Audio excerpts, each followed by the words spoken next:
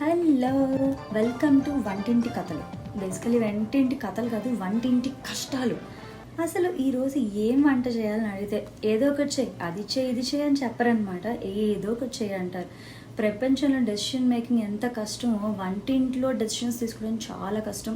అది ఓన్లీ వంట చేసే వాళ్ళకే తెలుస్తుంది కదా. పొద్దున ఏం చేయాలి, మధ్యాహ్నం ఏం చేయాలి, సాయంత్రం ఏం చేయాలి, మళ్ళీ రాత్రికి ఏం చేయాలి, మళ్ళీ ఈ 3 పూటలు 4 పూటలు వండినవి ఈ వారంలో మళ్ళీ రావద్దనమాట. ఇలా 21 రకాలు తిరిగి రాకుండా ఉండాలంటే డెసిషన్ మేకింగ్ ఎంత కష్టం. పోనీ ఏమైనా హెల్ప్ చేస్తారా? అస్సలు హెల్ప్ చేయరు. అంటే హెల్ప్ అంటే ఏంటి? ఈరోజు ఏం వండాలని చెప్తాం, అడిగామనుకోండి, కొంతసేపు అవి చేద్దాం అంటారు. ఆ కొంతసేపు ఆ ఫుడ్ టైం కూడా వచ్చేస్తాయి, అని ఆ కొంతసేపు మాత్రం రాదు. ఇప్పటికీ కాదు, ఎప్పటికీ రాదు. సో ఏదో ఒకటి చెయ్యండి అన్నప్పుడు ఎలా అనిపిస్తుంది అంటే, ఇదిగో ఈ బాల్ తీసి కొట్టాలనిపిస్తుంది.